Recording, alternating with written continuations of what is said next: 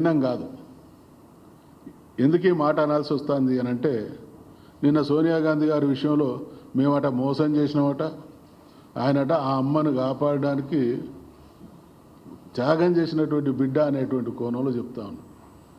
సోనియమ్మను మీరు అన్నటువంటి మాటలు ప్రజలు ఇంకా మర్చిపోలేదు. తెలంగాణ బలిదేవతగా బహుశా అంత బలమైనటువంటి మాట తెలంగాణలో సోనియా గాంధీ గారిని గతంలో ఎవరన్న పరిస్థితులు అయితే నేను చూడలే.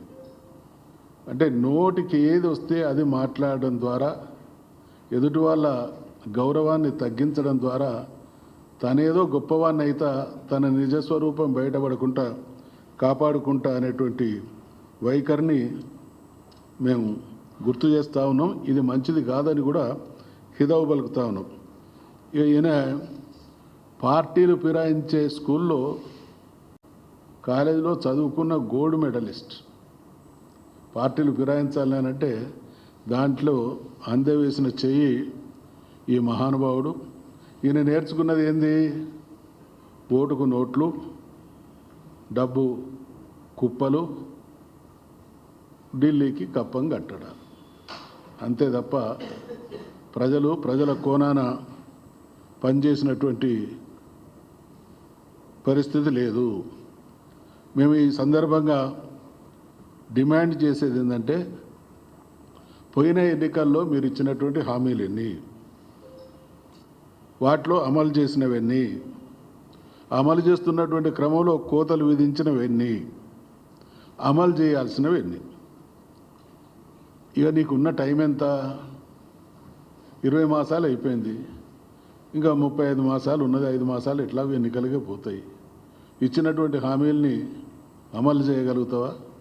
అమలు చేయలేవు. కాబట్టి నోటికి వచ్చినట్టు మాట్లాడడం ద్వారా, ఎదుటోళ్ళ మీద బురద చల్లడం ద్వారా, నీలాప నిందల ద్వారా పబ్బం గడుపుకునేటువంటి దిగజారుడు రాజకీయానికి పాల్పడతా ఉన్నావు. మేము రైతాంగ ప్రయోజనాల కోసం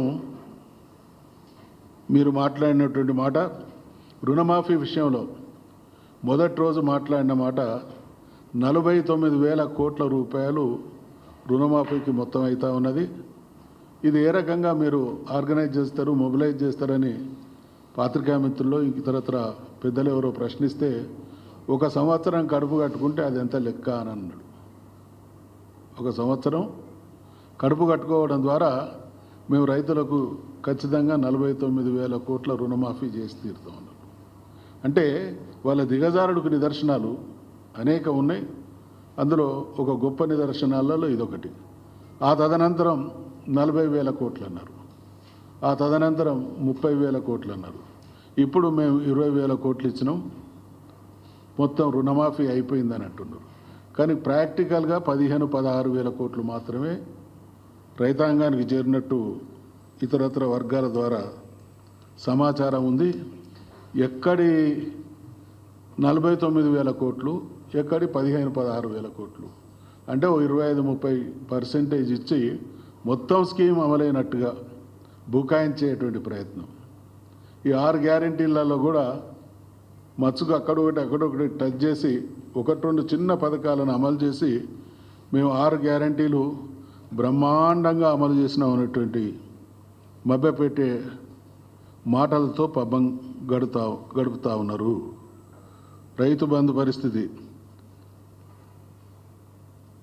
కేసీఆర్ గారి హయాంలో రైతాంగం కోసం ఇట్లా కేసీఆర్ గారికి ఇవ్వడం, నా ప్రజలు బాగుపడాలి, వాళ్ళ జీవితాల్లో మార్పు తీసుకురావాలి, నా రాష్ట్రాన్ని అగ్రగామి రాష్ట్రంగా నిలబెట్టాలి, ఈ రాష్ట్రంలో ఉండేటువంటి ప్రజలు ఇతర రాష్ట్రాలకు ఆదర్శంగా ఉండాలి.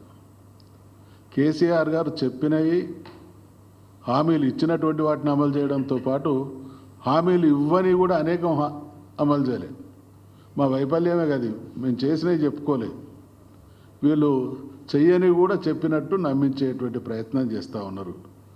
మేము కేసీఆర్ గారు 11 దఫాల్లో 80,000 కోట్ల రూపాయలు రైతు బంధు రూపాయన ఇవ్వడం జరిగింది. 29 కోట్ల రూపాయలు రుణమాఫీ చేసిండు. ఇక వ్యవసాయం దండగా అనేటువంటి పరిస్థితి. కాంగ్రెస్ నిర్వాహకం వల్ల తెలంగాణ 2014 పూర్వం ఉన్నటువంటి దుస్థితి అందరికీ తెలుసు. ఎక్కడ చూసినా నెర్రెలు వారిన నేలలు, నీరు లేక, కరెంటు లేక, మెరుగైన విత్తనాలు లేక, ఎరువుల మందులు లేక, బ్యాంకు రుణాలు లేక, దాచుకోవడానికి గోదాములు లేక, అనేక రకాలైనటువంటి ఇబ్బందులు పడ్డటువంటి వ్యవసాయం తెలంగాణలో ఆ రోజు కొనసాగుతున్నటువంటి దుస్థితి, రైతుల ఆత్మహత్యలు, ఆకలి చావు, వీటన్నిటిని పరిష్కరించబడాలి అంటే వ్యవసాయం పండగ చేయాలనేటువంటి ఆలోచనతో అనేక చర్యల ద్వారా తెలంగాణ రైతుల జీవితాల్లో వెలుగు, తెలంగాణ రైతాంగం ద్విగుణీకృతమైనటువంటి ఉత్సాహంతో వ్యవసాయం చేసేటువంటి పరిస్థితిని ఆవిష్కరించిండు. దానిలో భాగంగానే నేను ఇందాక మనవి చేసినట్టు 80,000 కోట్ల రైతు బంధు, 29,000 కోట్ల రుణమాఫీ, వ్యవసాయానికి ఉచిత విద్యుత్తు, రైతు బీమా, సాగునీటి ప్రాజెక్టుల నిర్మాణం, మిషన్ కాకతీయ, రైతులకు యంత్రాలు, సబ్సిడీ ట్రాక్టర్లు, గోదాముల నిర్మాణం, నకిలీ కల్తీకి పాల్పడే వాళ్ళపైన పీడీ యాక్టు, రైతు సమన్వయ సమితులు, 5,000కు ఒక క్లస్టర్ చొప్పున వాళ్ళకు ఒక ఆఫీసరు, ఈ రకంగా అంటే అనేక చర్యల ద్వారా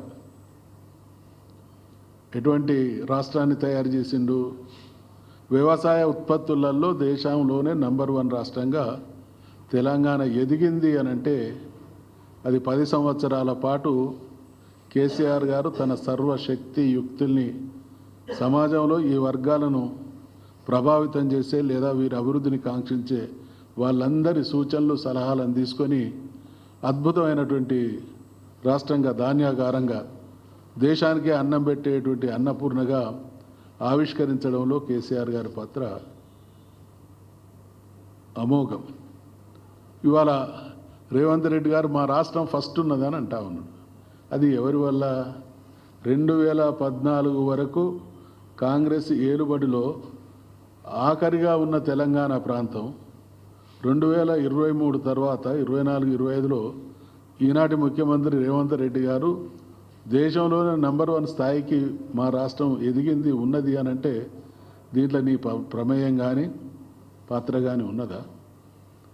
అంతా కేసీఆర్ గారు చేసినటువంటి కృషి, వారి కృషి ఫలితమే ఈ రకమైనటువంటి అభివృద్ధి. కాబట్టి ఈ రైతుల పాలిట శాపంగా ఎట్లా తయారైంది అని అంటే ఎక్కడ దేశంలో, బహుశా మాకున్న అవగాహన మేరకు ప్రపంచంలో ఎక్కడైనా ఉంటుండొచ్చు కానీ రైతు బీమా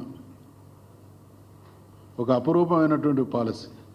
ఏ కారణం చేతనైనా వ్యవసాయాన్ని నమ్ముకొని బ్రతుకుతున్నటువంటి కుటుంబంలో ఆ కుటుంబ పెద్ద మరణిస్తే ఆ కుటుంబం బజారు పాలు కాకూడదు, వాళ్ళ జీవితానికి శాశ్వతమైనటువంటి ఒక భద్రత ఇవ్వాలనేటువంటి ఆలోచనతోని రైతు ఈ బీమా కార్యక్రమాన్ని తీసుకొచ్చినటువంటి విషయం మీకు తెలుసు. అది కేసీఆర్ గారు ముఖ్యమంత్రిగా కొనసాగిన సంవత్సరాలు సజావుగా బ్రహ్మాండంగా కొనసాగింది. నేను ఆ రోజు స్పీకర్గా ఉన్నటువంటి రోజుల్లో, ఈ బీమా అమలు చేసినటువంటి రోజుల్లో గణపురం అనే విలేజ్లో ఒక గౌడ సోదరుడు చనిపోతే 5వ రోజే డబ్బులు వచ్చినాయి. ఆ కుటుంబం అంత బాధలో కూడా వాళ్ళ ముఖాల మీద ఒక రకమైనటువంటి సంతోషం, ఆనందాన్ని చూడడం జరిగింది. అంటే తెలంగాణలో ఉన్నటువంటి ప్రతి కుటుంబం నాదే, ఏ కుటుంబం కూడా ఆర్థికంగా ఇతరత్ర